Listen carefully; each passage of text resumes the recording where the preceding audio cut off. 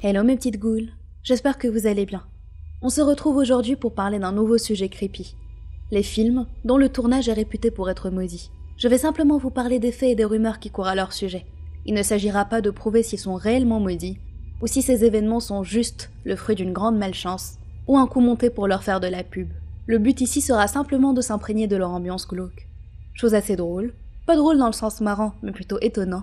Il y a énormément de films dont le tournage est réputé pour être maudit. Des films d'horreur principalement, mais pas que. Je vais vous parler des plus connus dans cette première vidéo. Mais si ça vous intéresse, je pourrais faire un épisode 2 sur le même sujet. C'est parti!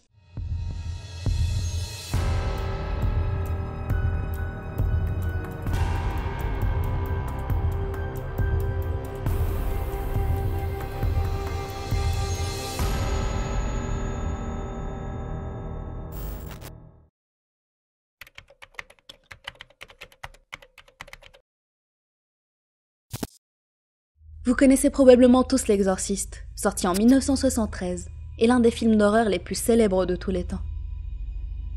Il est tiré d'une histoire vraie, et parle de la possession et de l'exorcisme de la petite Regan McNeil.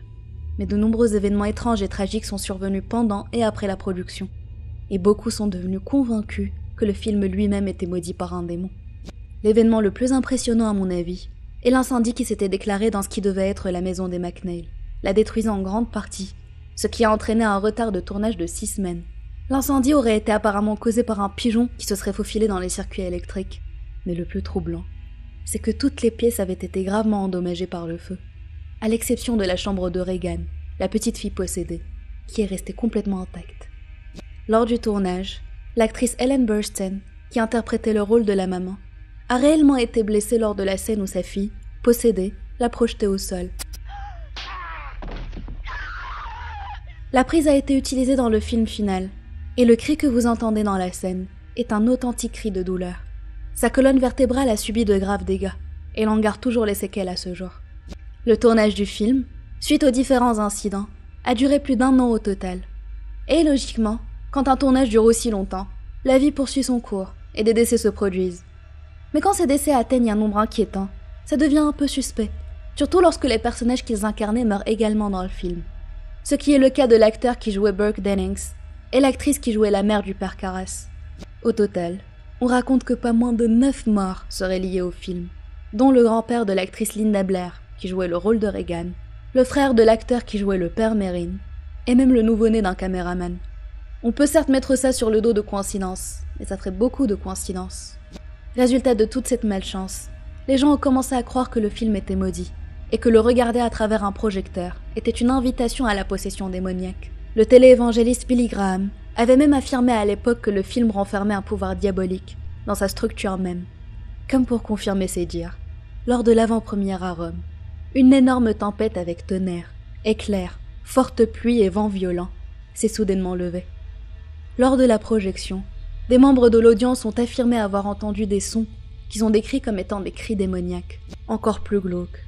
Peu de temps après, la foudre a frappé une croix centenaire au sommet d'une église à proximité, la faisant s'écraser au sol. De nombreux religieux se sont opposés au visionnage du film, insistant sur les dangers liés au contenu démoniaque. Peut-être qu'ils avaient raison, ou peut-être qu'une série de coïncidences a créé une légende.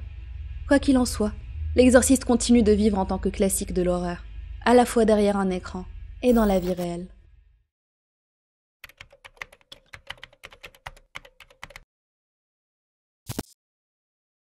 Encore un film que vous connaissez certainement. Mais pour ceux qui l'ignorent, la série de films Conjuring est inspirée des histoires réelles du couple chasseur de fantômes, Ed et Lorraine Warren. Dans ce deuxième opus, les Warren se frottent à un cas des plus surnaturels. Un fantôme qui, entre 1977 et 1979, a terrorisé la famille Harper, dans la petite ville d'Enfield en Angleterre. Un fait divers largement couvert par la presse de l'époque, et qui a même fait l'objet d'une mini-série de 3 épisodes, The Enfield Haunting. Dès sa sortie, le film avait généré d'innombrables rumeurs, affirmant que le film était hanté par des forces démoniaques. Pourtant, avant même les premières prises, un prêtre avait été appelé pour bénir le plateau, mais ça n'a pas empêché certains incidents étranges de se produire. La plus impressionnante était que de lourds rideaux, qui allaient du sol au plafond, avaient été filmés à plusieurs reprises, alors qu'ils étaient violemment secoués, sans aucune explication valable. Il n'y avait pas de porte ouverte, pas de courant d'air, pas de ventilateur à leur niveau, ni quoi que ce soit qui puisse les faire bouger de cette manière. Un membre de l'équipe était même allé voir derrière le rideau pendant ces mouvements inexplicables, mais il n'a pas pu comprendre ce qui pouvait bien les provoquer. D'autres phénomènes étranges se sont produits, mais ce sont des classiques, si je peux dire ça comme ça. Des portes qui s'ouvrent sans raison, des objets qui disparaissent, des ombres étranges, des bruits suspects, ou encore des lumières qui s'éteignent brusquement et sans raison. Peu de temps après sa sortie en salle, des spectateurs ont rapporté des faits étranges, prétendant s'être sentis nauséeux pendant tout le film, et avoir été envahis par un froid intense, accompagné d'engourdissements. Certains avaient été tellement effrayés qu'ils s'étaient mis à prier sur place, persuadés d'être victimes d'une attaque démoniaque. Un couple, de retour à leur chambre d'hôtel après avoir vu le film au cinéma, a affirmé avoir trouvé une croix dessinée sur le miroir de la salle de bain.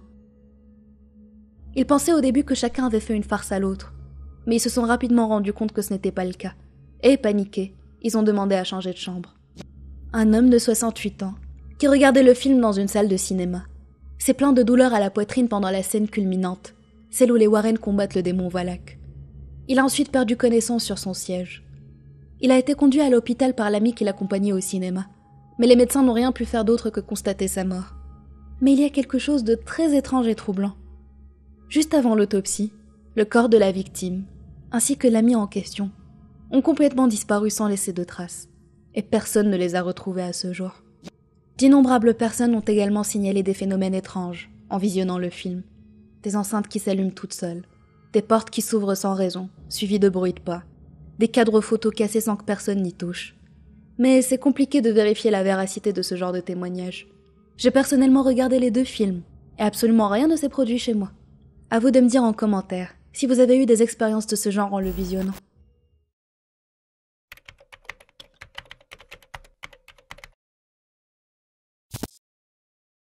J'ai laissé la plus étrange, la plus sensationnelle des malédictions pour la fin. Plutôt ironique pour un film dont le titre français est La Malédiction, pas vrai? Il raconte l'histoire d'un ambassadeur des États-Unis à Londres, qui réalise avec horreur que son fils de 5 ans, Damien, n'est autre que l'Antéchrist. En toute honnêteté, les coulisses de ce film ont connu tellement de malheurs, tellement d'événements complètement inattendus, que c'est vraiment le premier film maudit à me laisser complètement perplexe, et j'ai beaucoup de mal à croire à une série de coïncidences. Tout d'abord, le film a été diffusé pour la première fois le 6 juin 1976. La date forme donc le nombre de la bête, 666. Mais les coïncidences sinistres ne s'arrêtent pas au calendrier. Le fils de Gregory Peck, l'acteur jouant le père, a mis fin à ses jours peu de temps après que son père a accepté le rôle. Déchiré par le deuil, il a malgré tout accepté d'honorer son contrat et s'est envolé pour le tournage en Angleterre.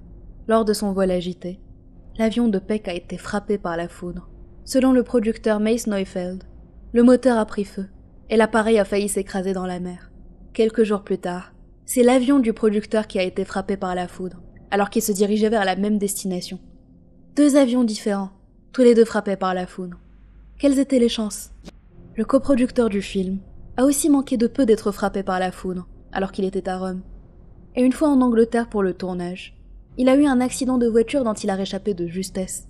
Une voiture arrivait en sens inverse, elle avait raté de peu, arrachant tout de même la portière du côté passager. Les différents Rottweilers engagés sur le film pour incarner les chiens de l'enfer, pourtant très bien dressés, par des dresseurs expérimentés et prudents, avaient failli tuer le cascadeur lors de la scène où le père se faisait attaquer par eux. Les chiens avaient arraché son rembourrage en un clin d'œil et s'étaient attaqués à son corps, refusant de s'arrêter malgré les injonctions de leur dresseur. Le cascadeur a survécu, mais de peu. Le gardien du zoo participant au tournage d'une scène au Longleat Safari Park n'a pas été aussi chanceux. Il devait gérer des tigres pour une scène initialement prévue dans le film, mais à la fin du tournage, un des tigres n'a pas été correctement sécurisé et l'a attaqué, le dévorant sur place. La scène n'a pas été retenue dans le film final. Durant le tournage, le producteur Neufeld séjournait à l'Hilton Hotel à Londres, qui a été victime d'un attentat. Coup de chance, le producteur n'était pas présent dans le bâtiment à ce moment-là, échappant de peu à une mort certaine. Quelques jours plus tard, une partie de l'équipe, dont lui, se dirigeait vers un restaurant de Londres. Ils étaient presque arrivés quand l'établissement a également été victime d'un attentat. Inutile de vous dire qu'ils étaient très troublés à ce moment-là. Après avoir tourné quelques scènes en Israël, Gregory Peck devait regagner les États-Unis à bord d'un jet privé, loué pour l'occasion. Mais l'acteur a annulé au dernier moment son vol. L'avion a finalement été réservé par 5 hommes d'affaires japonais. Mais ils n'ont jamais atteint leur destination. L'avion s'est crashé, tuant tous les passagers et l'équipage. D'ailleurs, en parlant d'avion, un autre avait été justement loué afin de prendre des photos aériennes pour les besoins du film. La production avait également annulé la réservation à la dernière minute. Vous devinez la suite? Dans le mille, cet avion aussi a fini par s'écraser, tuant tous ses passagers. Même après la sortie du film, la malédiction semblait s'acharner sur l'équipe. Le 13 août 1976, le créateur d'effets spéciaux Richardson et son assistante ont été impliqués dans un grave accident de la route alors qu'ils travaillaient sur un autre film. La collision frontale a tué l'assistante, qui a été coupée en deux par les roues de l'autre véhicule. C'est tragique et troublant, mais il y a encore pire. Quand Richardson a ouvert les yeux, hébété par la collision, la première chose qu'il a vue était un panneau indiquant Omen, 66,6 km. La ville la plus proche du lieu de leur accident était la ville d'Omen. Si vous ne le savez pas, le titre original du film étant The Omen, c'est une coïncidence très troublante, sans même parler du fait que l'accident se soit produit à 66,6 km de la ville. Que ce soit une série de malchances ou une véritable malédiction, l'histoire de ce film aura en tout cas bien marqué les esprits. Voilà, c'est la fin de cette vidéo. J'espère qu'elle vous a plu, et que malgré le fait que ce soit des histoires assez connues, qu'elle vous ait appris un détail ou deux que vous ne connaissiez pas. N'hésitez pas à me dire en commentaire si vous croyez à ces histoires de films maudits, ou si ce n'est pour vous qu'une série de malheureuses coïncidences. À bientôt!